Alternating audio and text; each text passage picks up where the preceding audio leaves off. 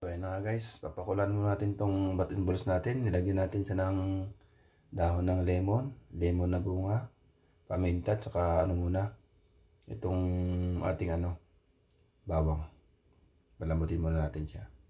So ayan na nga siya guys, kumukulo ng ating button ball na pinakulan natin sa lemon. Yan, at may bawang, paminta. Iahon natin yan mamaya after mga 30 minutes, tapos i-pressure cooker natin siya guys. So yun na siya guys, sobrang kulong-kulo na, kumakapit na yung lasa ng lemon. At tatanggalin na natin yan ulit na yan. Guys, buksan na natin. Patayin na nga po yan ang ating pinakuloang button balls. Aahunin na natin siya guys. So ayan na guys, dahil tayo ang kakain, siyempre dapat malinis na malinis. Ayan, nakaturo talaga siya Ayan ang utin ng ng baka. Saka yung dalawang balls niya. Nilinisan ko pa ulit yan guys. Bibitakin ko siya. Iwain natin bago palambutin natin ulit. Ayan siya. So lilinisan natin guys para malinis na siya.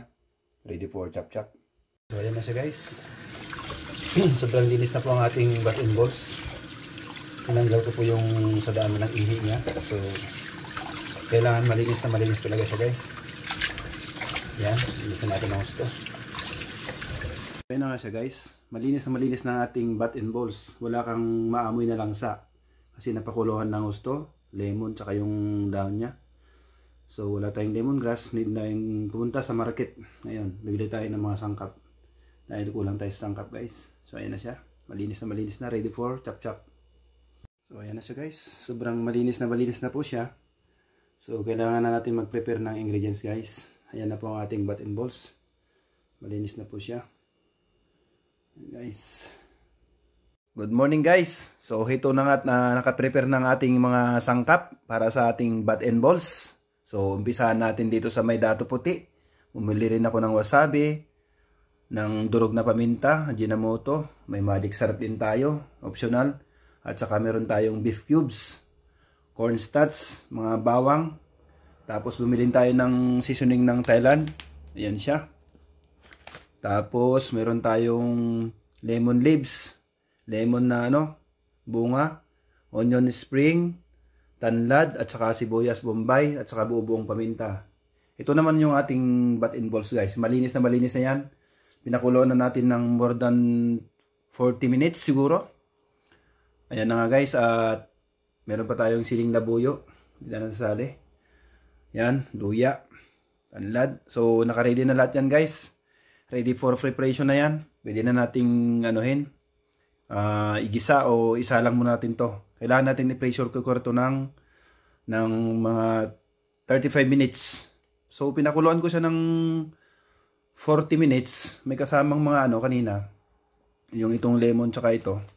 Lemon leaves. Tapos paminta. Dahil wala pa tayong tanlad, so another pack ulit tayo ngayon for 35 minutes bago natin siya gigisahin guys. So ayun siya guys, ready for preparation na, and go. So ito na guys, lulutuin na natin tong button balls. Ayun na, nalagyan na natin. Bali, pressure cooker muna natin siya guys, nang sa gayon ay magandang pagkakaluto. So lagyan muna natin ng luya. Tapos lagyan din natin ng sibuyas. Siyempre, lagyan din natin ng bawang. Yan guys. Lagyan na natin yung Thailand products na yan. Sama na rin natin tong parang pamintang durog-durog na to. Yan siya guys. Lagyan na rin natin itong mga pamintla na yan. Galing sa Thailand products na yan. So guys, itikan natin ng konting bitchin. Lagyan natin ng magic syrup, hindi. Lagyan natin ng bawang na buo-buo. Yan. Lagyan na rin natin yung tanlad guys. Yan. Lasong labo yung sili para kumapit yung lasa. Tapos lagyan natin ng paminta guys. Nung durog. Yan. Lagyan natin ng konting asin. Tapos lalagyan natin ng tubig para may siya, sabaw siya. Yan, magiging sabaw niya yan guys. Guys. So ayun na guys, complete na siya ng ricados. Takpan na natin. So ayun na siya guys. I-start na natin po siya for cooking for pressure cooker 35 minutes. Yan guys, start na tayo. So ayun na siya guys. After a long period of time, magta 35 minutes na siyang naka pressure cooker. Yan siya guys. Ito ng ating pang pinali guys. Yan ang mga ricados natin. Naiwa-iwa na siya. Sibuyas, luya, daon sibuyas, saka yung natin, labuyong sili, ang ating cornstarch at yung masukal na pula-pula. Tapos meron tayong durog na paminta at saka yung optional na yan, magic sarap. So ayan siya guys, ready for cooking na to. Mayat-maya lang konti. Sasalang na natin siya guys. Ito na nga guys, bubuksan na natin ang ating ang ating pinalambot. Ito na nga guys, ang ating pinalambot na bat and balls. Ayan na po siya. So, sasalain na natin. Kailangan na nating igisa. So, ayan na siya guys. Tatanggalin na natin yung mga sangkap. Malambot na siguro yan. 35 minutes na naka-pressure cooker siya guys. So, sa amoy pa lang at bango talagang malalantakan mo na guys. Ayan. So, ito na guys. Ready na ang ating bat and balls. Sobrang lambot na yan guys. Ready na po natin. Suabing-suabi na siya. So, let's go to cooking. Cooking time na tayo. Igisa natin siya guys. Ayan na siya. Ayan guys, let's go for cooking na tayo. Igisa na natin ang ating bat and balls. Lagay na tayo ng mantika. Painitin muna natin saglit. So, ayan na siya guys. Kasado ng ating mga gagamiting sangkap. Final na to. Painitin na natin ang ating kalan. Yan, ang ating mga ricados. So ayun na guys, pwede na natin ilagay ang ating luya. Yan. Ilagay natin ang luya para Yan guys. So, haluin lang natin ng ating luya.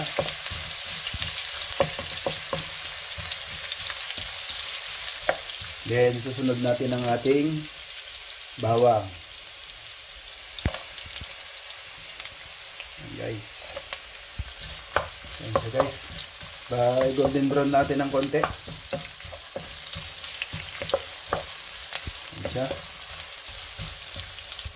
Medyo pa golden brown na siya guys. So maaari na natin ilagay ang ating sibuyas bombay o pulang sibuyas. Ayan guys. Ayan.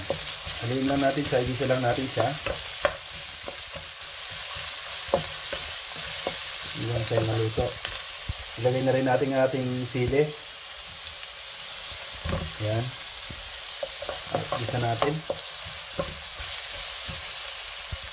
Kailangan natin lutuin ng maayos yung mga ricados para kakapit yung aroma guys. Ayan siya. Tansyahin lang natin kung ano yung niya. So yun na guys. Yan ang tekstura ng ating ginisang mga ricados. So, maaari na natin ilagay ang ating special bat and balls na sobra namang napakuluan at mainit-init pa. Ayan siya guys. Ang ating bat and balls. So, yun na siya guys. Malakasan na talaga siya. Kita nyo naman ang swabing-swabe niya. Siyempre, halo kayo tayo. Grabe yan guys. Napakasarap talaga. Ito na ang ating special bat and balls na pamalakasan. Ayan. Pwede natin itong guys, ilaban sa competition sa pagluluto ng bat and balls. Ayan siya guys. So ilalagay na natin ang ating sangkap. Ang ating beef cubes, dalawa siya. Tapos ilalagay na rin natin ang ating asukal. Ang ating brown sugar. Ayan siya guys. Siyempre, lalagyan natin ng seasoning na MSG. Magic sarap para lumasa. So guys. Then, lalagyan din natin siya ng paminta. Pamintang durog-durog. Para maging pamalakasan talaga siya. Ayan siya guys. Then, siyempre, hindi na wala ang ating onion spring. Nagtira tayo ng pang toppings. Ito yung ating onion spring. Siyempre guys, ilalagay natin ang ating cornstarch magpalapot. Ayan siya. Nagdagan natin ng konting tubig para may sabaw-sabaw. At siyempre guys, patakan natin ng konting suka para pangtanggal ang langsa. Okay?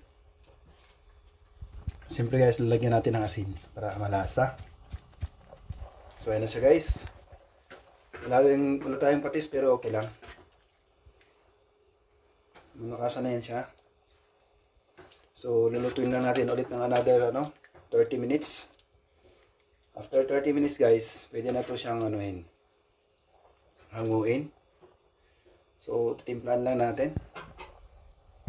Haluin lang natin siya guys. Titikman natin kung anong lasa ng ating special bat and balls. Kita nyo naman guys, ang ating bat and balls talaga naman.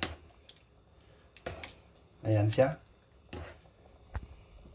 Tikman natin. Anong lasa? Grabe guys. Napakasarap. Sobra. So dagdagan natin ng konting tubig guys kasi medyo maalat siya. Yan. Pero grabe guys talaga. Ang sarap. Sobra. Ganito pala ang bat and balls. Naku po. Sobra.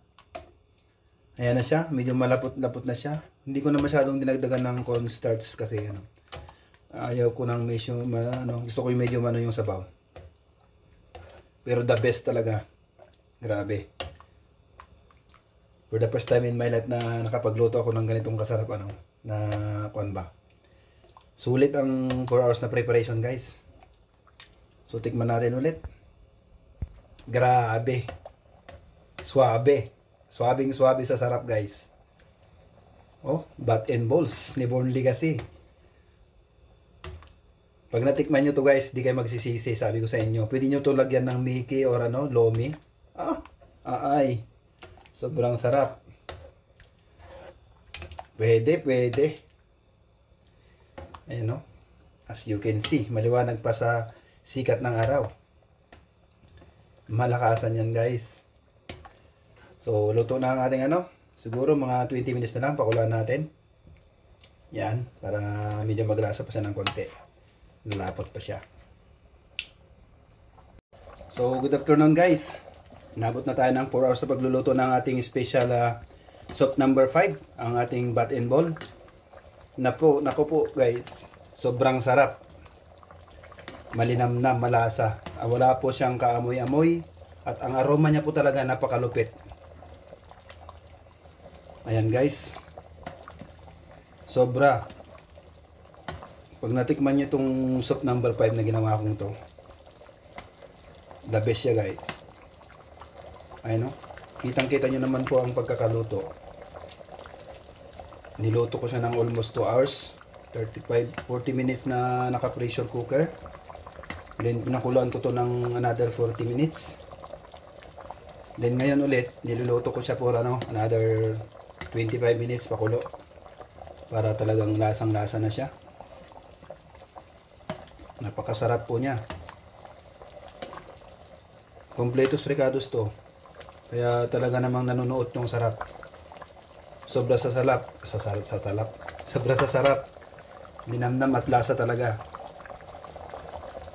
Ito pala ang ganito pala magluto ng napakasarap na bat and ball. So sa mga tropa ko diyan na gusto magpaluto, maaari nyo akong kontakin. May mga okasyon diyan na yung mga tropa diyan na gustong makatikim ng pampalakas ng tuhod, yung sinasabi nila. Pampagana para sa mga mag-asawa na kailangan ng lakas. Grabe. Pwede. Hindi lang pwede talaga. Pwede talaga. Sarap. For the first time in my life na nakapagluto ako ng ganitong kasarap na soup. Soup number 5 na talaga. Ayun mga betlog ng ng baka, saka yung nila, etets. Ang kanilang kapitan ba? Nagluto ako ng kapitan at may kasama pang 2 barangay tanod. So ayan na siya guys. Sobrang sarap nito. Grabe. Ayan o. Wow na wow. Yung malakasan. Pwede na to. Pwede na to guys. So sampulan na natin. Yung malakasan to. Sobra.